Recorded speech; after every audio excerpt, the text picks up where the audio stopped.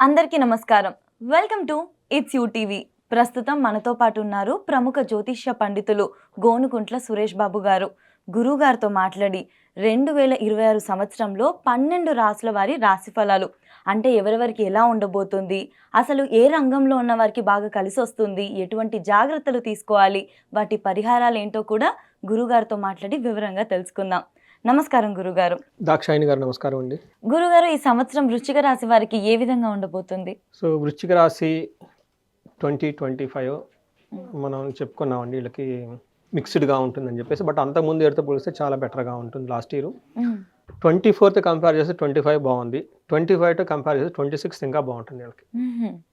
So వీళ్ళకి ప్రస్తుతానికి కొంచెం మనకి ఏమవుతుందంటే మిక్స్డ్గా ఉంది, కానీ జూన్ తర్వాత చాలా బాగుంటుంది. మన డీటెయిల్స్ మనం డిస్కస్ చేసుకుందాం. వృశ్చిక రాశి మనం ఫస్ట్ 2026 హోల్ ఇయర్ ఎలా ఉంటుందంటేనండి, నాయకత్వ లక్షణాలు కలిగి రిస్క్ టేకింగ్ ఎబిలిటీ ప్రతి ఒక్కళ్ళలో ఉంటుంది, ఇంప్రూవ్ అవుతుంది. కొత్త ఆపర్చునిటీస్ గురించి ప్రతి ఒక్కళ్ళు చూస్తుంటారు. ఈ క్రమంలో వాళ్ళకి కొత్త ప్రాజెక్టులు రావటం, కొత్తగా ప్రమోషన్ రావడం, కొత్త వ్యక్తులతో పరిచయాలు, ఒక కొత్తగా నెక్స్ట్ లెవెల్కి వెళ్ళిపోయే అవకాశం ప్రతి ఒక్కళ్ళకి ఉంటుందండి. అలాంటి మైండ్ సెట్ కూడా ఉంటుంది. It's very common. వృశ్చిక రాశి వాళ్ళకి ఇది ఎలా ఉందో మనం చూద్దాం. అందులో ముందు వెళ్ళబోయే ముందు ఇందులో ఉన్న నక్షత్రాలు విశాఖ 4వ పాదం, అనురాధ 1, 2, 3, 4 పాదాలు, జ్యేష్ఠ 1, 2, 3, 4 పాదాలంతా ఇందులో వృశ్చిక రాశిలో ఉంటారు. పేరు బలం ప్రకారం చూసుకుంటే తో, నా, నీ, ను, నేను, యా, ఈ, యు అనే పేర్లంతా ఇందులో ఉంటారు. జనరల్గా నాగరాజు, నాగమ్మ, నాగయ్య, నా అన్న పేర్లు వాళ్ళు ఎక్కువ ఈ వృశ్చిక రాశిలోనే ఉంటారు. సో ఈ వృశ్చిక రాశిలో వాళ్ళకి 26లో ఏమవుతుందంటే అండి, మనం 4 గ్రహాలు మేజర్ చేంజ్ అయ్యే వాటిని బేస్ చేసుకుని ప్రిడిక్షన్ చెప్తాం. అవేంటంటే గురువు, శని, రాహుకేతువులు. ఇక్కడ ఏమవుతుందంటే అండి, శని మారట్లేదు, రాహుకేతువులు మారట్లేదు, ఒక్క గురువు మాత్రం మారుతున్నాడు. అందులో జూన్లో మారుతూ ఉన్నారు వాళ్ళు.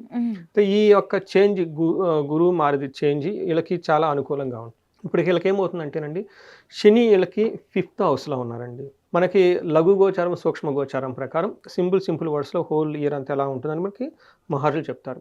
వీళ్ళకి శని 5th హౌస్లో ఉండటం ఏమవుతుందంటే అండి, ధన సుఖ భ్రంశం అంటారు. అంటే హెల్త్కి సంబంధించిన వాటి విషయంలోనూ, ధనానికి సంబంధించిన వాటిలో కొంచెం అప్సెట్కి గురే అవకాశం ఎక్కువ ఉంటుందని మనకు చెప్తూ ఉంటారు.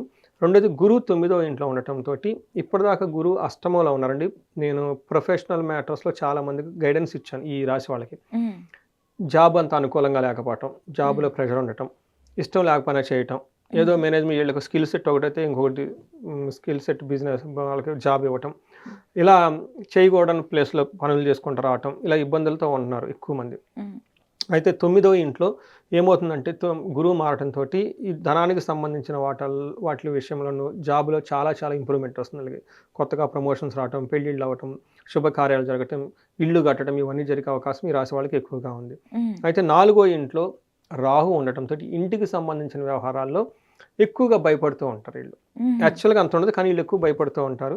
10వ ఇంట్లో కేతు ఉండటంతో ప్రొఫెషనల్ మ్యాటర్స్లో కొంచెం కటింగ్లుగా ఉన్నట్లు ఉంటుంది అనమాట. అంటే అంత స్మూత్గా ఉండదు. ఏదో కొన్నిసార్లు బాగుంటుంది, కొన్నిసార్లు తగ్గుతుంటుంది, కొన్నిసార్లు బాగుంటుంది, అప్స్ అండ్ డౌన్స్ ఎక్కువ ఉంటుందని చెప్పుకోవాలి. బట్ ఓవరాల్గా కనుక చూసుకుంటే లాస్ట్ ఇయర్తో కంపేర్ చేస్తే ఇయర్ చాలా బాగుంటుంది. లాస్ట్ ఇయర్ ఎలా ఉందో అంతకుముందు సంవత్సరంతో కంపేర్ చేస్తే చాలా బాగుంటుంది. అంటే వీళ్ళు టోటల్గా ఒక ప్రోగ్రెసివ్గా ఉంటుంది వీళ్ళ గ్రాఫ్ అంతా మనం చెప్పుకోవాలి. మనకి డీటెయిల్స్ కనుక చూసుకుంటే శనిలకు 5వ ప్లేస్లో ఉండి ఏంటంటే రిజల్ట్ మనకి మహర్షులు ఏం చెప్తారంటే, కార్యహాని, మనస్తాప, జ్ఞాతి వ్యాజ్య కలాపకం, హీన స్త్రీ సంభోగం, సంతాప, పంచమస్తే భవేత్ శనో అని చెప్తూ ఉంటారు. అంటే ఈ టైంలో ఏం చెప్తారంటే, వీళ్ళకి ఏదైనా కనుక కార్యం చేస్తే అందులో ఆటంకాలు వస్తాయి, కానీ ఆగిపోదు. రెండోది, మనస్తాపానికి ఎక్కువ గురి అవుతూ ఉంటారు. అన్నదమ్ములతో గొడవలు పడే అవకాశం ఎక్కువగా ఉంటుంది. ఒక ఇంపార్టెంట్ ఏంటంటేనండి, మనకి శని 5వ ప్లేస్లో ఉంటే ఎడిక్షన్స్ని ఎక్కువ ఇస్తారని మనకి చెప్తూ ఉంటారు ఈ టైంలో. So love, romance, unwanted relationships, లేదంటే ఎక్కువగా టూ మచ్ ప్లేయింగ్ చేయటం, ఆల్కహాల్ తీసుకోవటం, too much speculative online games ఆడటం, ఇవన్నీ ఎక్కువగా చేయాలనిపిస్తుంది వీళ్ళకి. టూ మచ్ సోషల్ మీడియాలో స్పెండ్ చేయటం, ఇవి ఎక్కువ చేస్తే ఆలోచన ఎక్కువగా ఉంటుంది. శని ఇది ఒకటే వాళ్ళకి డ్రాబ్యాక్ ఇస్తాడు, మిగతా అన్ని విషయాల్లో బాగానే ఉంటుంది. ధనం విషయాలు అప్స్ అండ్ డౌన్స్ ఎక్కువ ఉంటుంది.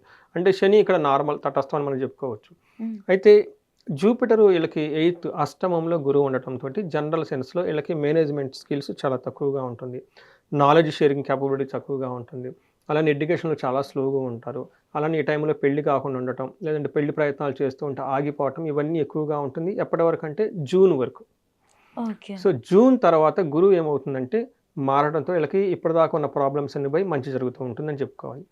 మనకి మహర్షులు సంస్కృతిలో ఏం చెప్తారంటే చోరాగ్ని నృపభీతిచ్చ గాత్ర గాంభీర్య నాశనం నిష్ఠూరం సాహసం క్రోధం మస్తమస్తేద్ భవేద్ గురువు అంటారు. అంటే 8వ ఇంట్లో గురువు ఉంటే ఏమవుతుందంటే వీళ్ళకి చోర అగ్ని అంటే దొంగతనాలు జరగటం, అగ్ని ప్రమాదాలు జరగటం, నృపభీతి అంటే పై బాస్తో ప్రాబ్లం, బాస్తో గొడవలు, గాత్ర గాంభీర్య నాశనం, బాడీ లాంగ్వేజ్ చాలా ఏమంటుంది, చాలా వీక్గా ఉంటుంది, స్ట్రాంగ్గా ఉండదు అనమాట. నిష్ఠూరం వర్క్ ఏదో నెగిటివ్గా మాట్లాడేస్తూ ఉంటారు వీళ్ళు, ఎందుకంటే వీళ్ళకి తగిన విధంగా వాతావరణం లేదు కాబట్టి ఆ ఫ్రస్ట్రేషన్ అంతా వీళ్ళే వేరే వాళ్ళని ఎత్తివేసేస్తూ ఉంటారు. అలానే సాహసం, క్రోధం అంటే టూ మచ్ రిస్క్ తీసుకుంటూ ఉంటారు, కోపానికి గురవుతూ ఉంటారు. అలా ఎక్కువగా అంటే ఇన్ నార్మల్ సెన్స్ ప్రొఫెషన్లో ఇష్టం లేకుండా ఉంటారు, వాళ్ళకి తగిన సూటబుల్ జాబ్ లేకుండా ఉంటారు, మనం గమనించుకోవచ్చు. అయితే జూన్ తర్వాత మారిన తర్వాత గురువు అనుకూలంగా రావడంతో అర్థం స్వకులాచార గృహలాభం సుఖభోజనం నిత్య శ్రీ జన సంపర్క నవమస్థిత్ భవేద్ గురువు అంటారు.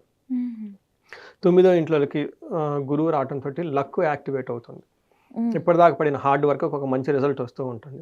ఈ టైంలో ధనం ప్రకారం బాగుంటుంది, ఫ్యామిలీ ట్రెడిషన్స్ ఫాలో అవుతూ ఉంటారు, గృహంలో లాభప్రదంగా ఉంటుంది, మంచి భోజనం తింటూ ఉంటారు, నిత్య స్త్రీ జన సంపర్కం అంటే ఈ టైంలో జెంట్స్ అయితే ఎక్కువగా లేడీస్తో ఇంటరాక్ట్ అవుతూ ఉంటారు. ఇన్ కేస్ స్త్రీలు అయితే జెంట్స్తో ఎక్కువగా ఇంటరాక్ట్ అవుతూ ఉంటారు, అది ఇంట్లో కానివ్వండి, బయట ఆఫీసులో కానివ్వండి, కొలీగ్స్తో కానీ వాళ్ళ మధ్య ఏమన్నా మనస్పర్ధలు ఉంటే అవన్నీ తొలగిపోయి చక్కగా మూవ్ అవుతూ ఉంటారని చెప్పేసి మనం గమనించుకోవాలి. వీళ్ళు ఏమంటారు, సర్వ సౌభాగ్య సిద్ధి, కుటుంబ సౌఖ్యం, అధికార ప్రాప్తి ఇవన్నీ ఇస్తూ ఉంటారు. కాబట్టి ఒక మంచి టైంలో జూన్ తర్వాత ఎంటర్ అవుతున్నారో మనం చెప్పుకోవచ్చు. అయితే వీళ్ళకి రాహు 4th హౌస్లో ఉండటం వెరీ పెక్యులియర్ బిహేవియర్ ఉంటుందండి. నేను ఇండివిడ్యువల్గా జాతకం చూశాను వాళ్ళది, గోచారంలో ఉన్నప్పుడు కూడా నేను చాలామంది జాతకాలు చూశాను.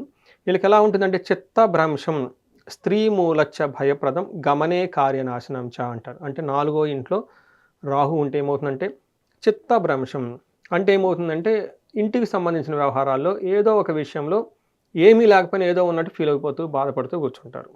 ఎగ్జాంపుల్ ఇల్లంతా చాలా బ్యూటిఫుల్గా ఉంటుంది, పెయింట్ ఎక్కడో ఒక రాంగ్ పెయింట్ వేస్తాడు, దాని గురించి వీళ్ళ మైండ్ అంతా ఆ పెయింట్ మీదే ఉంటుంది. ఓవర్ థింకింగ్ ఎక్కువగా ఆలోచించడం, ఇంత పెద్ద ఇల్లు బాగుందని ఆలోచించారు, ఆ పెయింట్ అక్కడ పోయింది, అది దానికే కనిపిస్తుంది, పాపం ఎవరికి కనపడదు. అది ఇంట్లో ఎవరికో పిల్లలకో ఏదో హెల్త్ బాగుంటుంది, బాగలేకపోతే వీళ్ళే టూ మచ్ బాధపడిపోతూ ఉంటారు. దాన్ని చిత్త భ్రంశం అంటారు. వాతరోగం గ్యాస్ట్రైటిస్ వచ్చి ఉంటుంది. స్త్రీ మూలచ్చ భయప్రదం, వీళ్ళకి స్త్రీల ద్వారా ఎవరైనా ఉంటే వాళ్ళతో భయం పడే అవకాశాలు ఎక్కువ ఉంటుంది. ఇన్ కేసు లేడీస్ అయితే జెంట్స్ ద్వారా భయం పడే అవకాశాలు ఎక్కువ ఉంటుంది. గమనే కార్యనాశం ఎక్కువగా ట్రావెల్ చేస్తుంటే అందులో ఎక్కువగా కలిసి రాదు ఈ రాశి వాళ్ళకి, అది కొంచెం ఇప్పుడు దాకా చెప్పిన విషయాల్లో జాగ్రత్తగా ఉండాలి. నెక్స్ట్ మనకి కేతు చూసుకున్నాం కదండి, కేతు వచ్చేటప్పుడు వీళ్ళకి 10th హౌస్లో ఉండి ప్రొఫెషనల్ మ్యాటర్స్లో స్ట్రైట్గా రిజల్ట్ ఇవ్వకుండా కొంచెం అబ్స్టకల్స్తో రిజల్ట్ ఇచ్చే అవకాశం ఎక్కువగా ఉంటుంది. బట్ ఓవరాల్గా ఈ రాశి వాళ్ళకి జూన్ తర్వాత చాలా చక్కగా ఉంటుంది అని మనం చెప్పుకోవచ్చండి. గురుగారు నక్షత్ర పరంగా వీళ్ళకి ఎలా ఉంటుంది? సో నక్షత్రం విశాఖ, అనురాధ, జ్యేష్ఠ 3 నక్షత్రాలు ఉంటాయి. ఇందులో విశాఖ నక్షత్రం వాళ్ళకి సంపదలు వస్తుంది, సర్వజన పూజ్యము, హెల్త్ చాలా స్ట్రాంగ్గా ఉంటుంది. అయితే వీళ్ళకి మరణము అని ఉంటుందండి, మన సినిమాల్లో వాడే మరణం కాదు. ఇక్కడ ఏంటంటే వాళ్ళకి ఏదన్నా ఒక ఫ్లో, ఒక ఇప్పటిదాకా ఏదైనా నడుస్తున్న బిజినెస్ ఉన్నా లేదంటే జాబ్లోను ఆటంకాలు వచ్చి ఆగిపోతాయి అని దాని మీనింగ్. నెక్స్ట్ అనురాధ నక్షత్రం వాళ్ళకి హెల్త్ బాగుంటుంది, ఇయర్ ఎండ్లో హెల్త్ కొంచెం డిస్టర్బెన్స్ అవుతుంది, సర్వజన పూజ్యం అందరి నుంచి చక్కగా మర్యాదలు పొందుతూ ఉంటారు, సంపదలు ఉంటుంది. అయితే అనురాధ నక్షత్రం వాళ్ళకి హెల్త్ కాంప్లికేషన్స్ కొంచెం జాగ్రత్తగా చూసుకోవటం ముఖ్యం.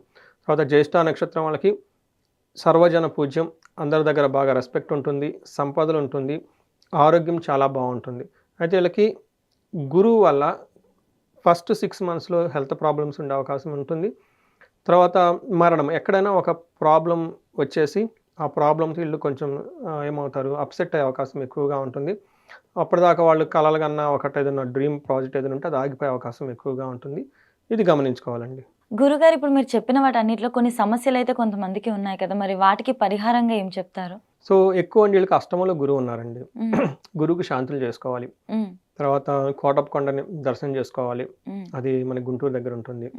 ఆశ్రమాలు ఎక్కువ తిరగటం, తర్వాత సాధువులకి ఇలాంటి వాళ్ళకి దానాలు చేస్తూ ఉంటే గురువు యొక్క ప్రభావం నెగటివ్ అనుకూలం పెరుగుతూ ఉంటుంది. రెండోది వీళ్ళకి పాత యాన్షియంట్ స్క్రిప్చర్స్ ఎక్కువ చదువుతూ ఉండాలి వీళ్ళు. భగవద్గీత కానివ్వండి, రామాయణ, మహాభారతాలు, యాస్ట్రాలజీ ఇలాంటి సబ్జెక్టులన్నీ ఎక్కువ చదువుతూ ఉంటే చాలా బాగుంటుంది. గురువు యొక్క అనుగ్రహం పెరుగుతూ ఉంటుంది. గురువులకి వందనం చేసుకుంటాలి. వీళ్ళకి టీచర్స్కి అంత బట్టలు అవన్నీ ఇస్తుంటే కలిసి వస్తూ ఉంటుంది. అయితే వీళ్ళకి శని 5వ ఇంట్లో ఉండటంతో శనికి ఒక్కసారన్నా తైలాభిషేకం చేయించుకోవటం, పాశుపతాభిషేకం చేయించుకుంటే చాలా బాగుంటుంది. రాహు వీళ్ళకి 4th హౌస్లో ఉండటంతో కనకదుర్గమ్మ దుర్గాదేవి స్తోత్రము, దుర్గా కవచము, లేదంటే కనకదుర్గమ్మ గుళ్ళు ఎక్కడైనా ఉంటే ఎక్కువగా తిరుగుతూ ఉంటే ఆ ఇంటికి సంబంధించిన విషయాలు ఏమైనా ప్రాబ్లమ్స్ ఉంటే అవన్నీ సెటిల్ అయిపోతూ ఉంటాయి. ఇవి కాకుండా ఇండిపెండెంట్గా వీళ్ళకి వాళ్ళ జాతకం చూపించుకొని ధన ప్రవాహం ఎవరైనా కనుక ప్రాబ్లం పడుతుంటే స్వర్ణలక్ష్మి విశేష హోమం చేయించుకోవాలి.